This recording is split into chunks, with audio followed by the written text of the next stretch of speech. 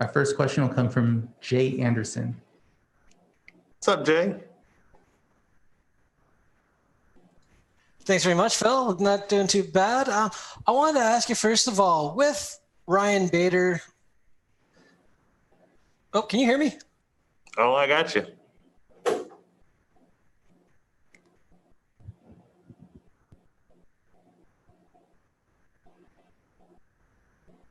We could hear you. Can you hear me now? Yes. Mr. Perfect. Anderson.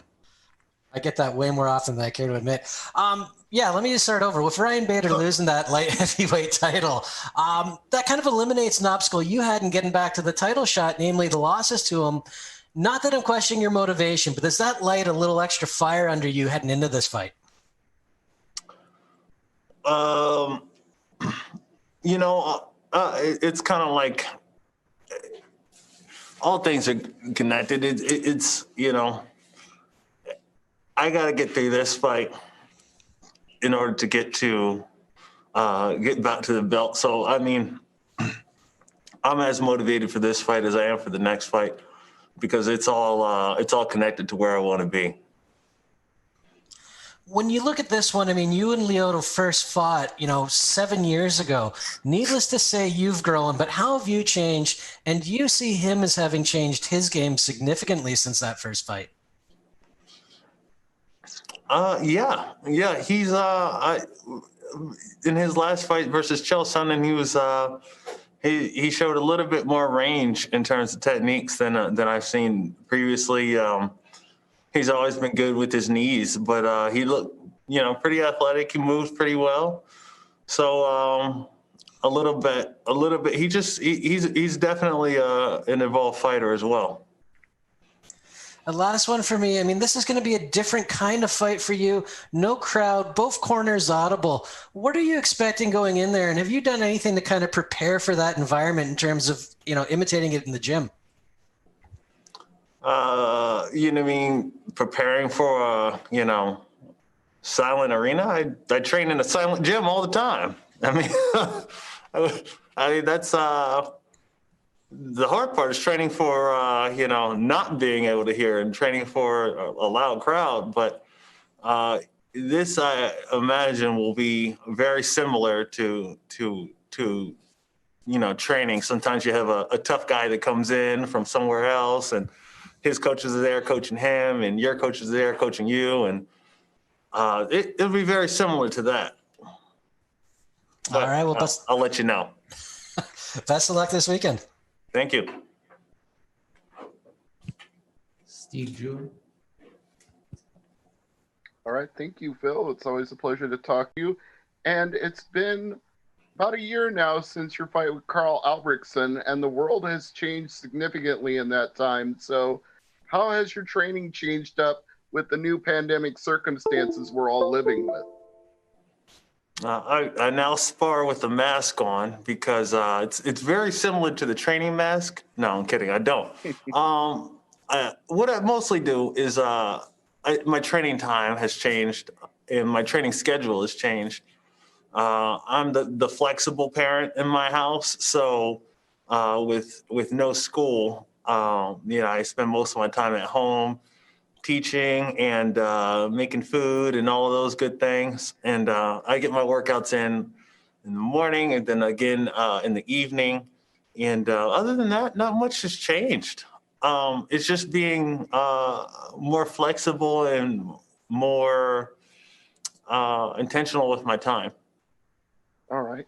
And having seen Nemkov dethrone Ryan Bader, obviously that was a goal of yours to get that win over Bader and get the title back. But now, knowing that you fought Nemkov to such a close split decision last time, how motivated do you feel knowing that you're already in the driver's seat?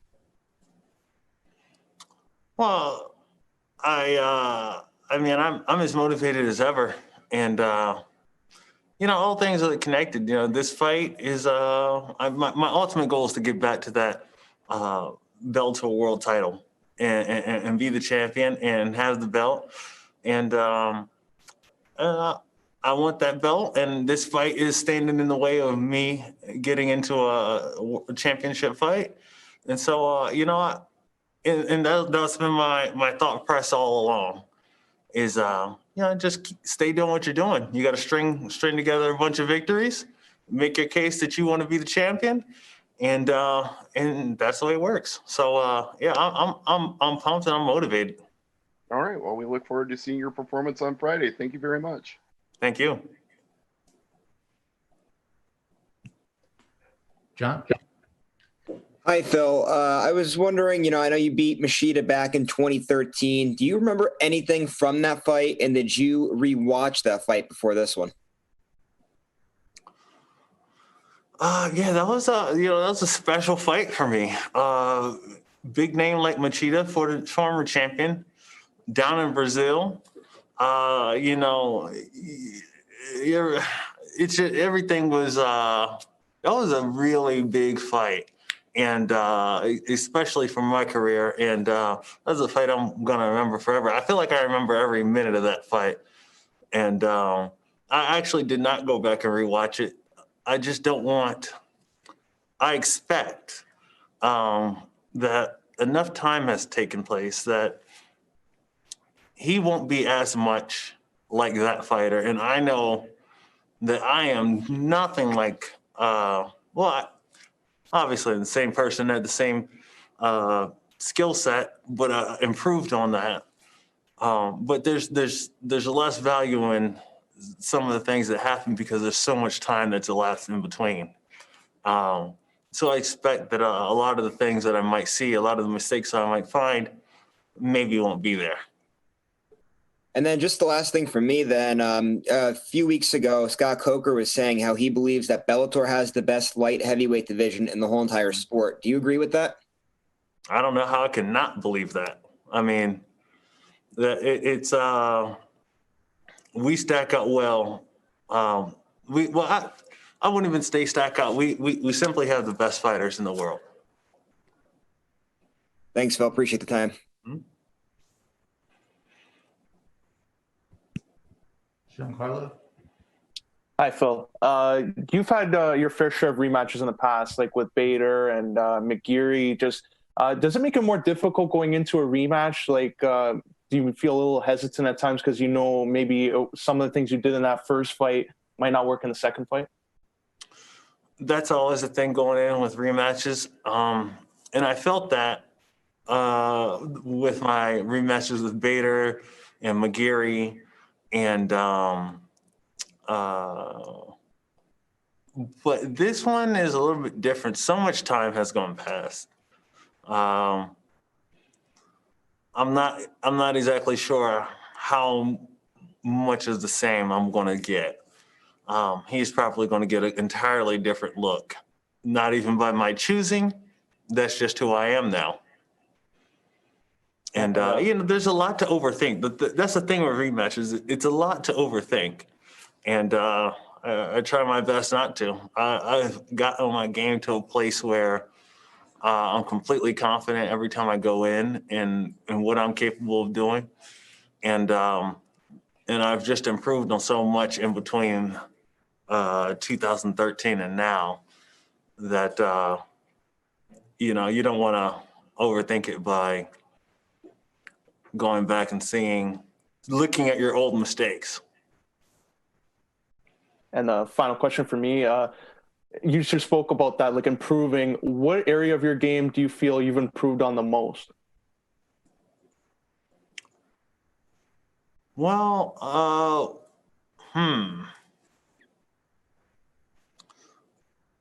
maybe my stand-up has probably received the greatest margin in that time span. I've definitely improved on my grappling and my wrestling, my finishing rate in terms of getting into different grappling positions and from ground and pound. So, I just everything has just increased over the last 5-6 years.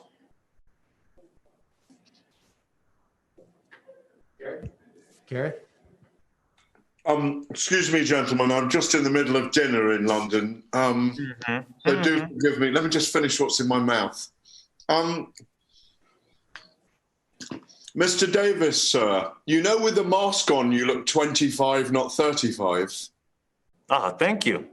You Thank do. You really do. And anyone else watching you now will agree with me because you looked so young when you walked in just then with the mask on. Hey, I hope you wash down that food with some Earl Grey, my friend. I will be indeed. So I've got three little questions, really.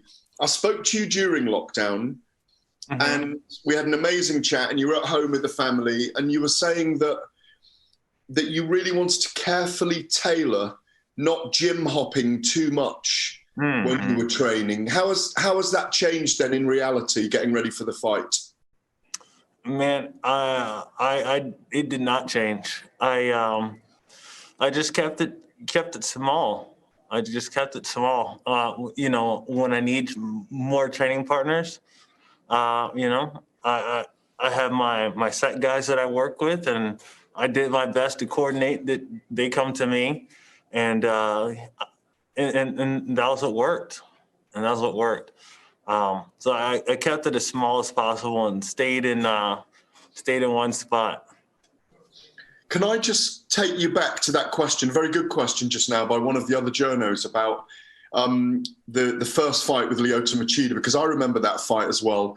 And I think, could I take you further in terms of what you're saying? Because at the time when you fought him, it was in the middle of him fighting Rashad Evans, Shogun twice, Quinton Jackson, Randy Couture, John Jones, Ryan Bader, Dan Henderson, then you, Mark Munoz, Gegard Mousasi, and Chris Weidman. When you had that fight with him, and as you say, it was down in Brazil, former champion, was that the night? Because he still had that air of impenetrability at the time with his skills. Was that the night your self-belief grew enormously? Yes. I've always believed in myself. More so than my self-belief. It was more of the I told you so. At that time, man, Machida, and to this day, Machida is just a hard guy to land a glove on. Yeah. And after that fight, it was like, whoa, what happened here? Like that looked very different from any fight he had previously, he really doesn't get taken down as much. He's very good at getting up. And that fight, he got taken down, and he couldn't get up. He was getting taken shots from top or from bottom, and so I feel like that more than anything kind of really. So I agree with you. Yes, my confidence did grow in. You can do what you do to anyone in the world, but I think the MMA fans kind of grew this appreciation for. There's something about Phil that is completely different from. He has a skill set that is hard to match. Yeah, against one of the guys who had always been considered very hard to kind of mental. Now that's what I meant. That's what I was getting at, because it was. Yeah, I know what you meant, and that's why I said it, because I was like, I know what he means, so I'm gonna just say it for him. Thank you. Are you considering this fight with Lyoto literally an eliminator for you to get back in there with Nemkov? Oh, absolutely. Absolutely. I want to be back in there and fighting for that title. I want to win that title back. And there's only one path to the title, and that's victory.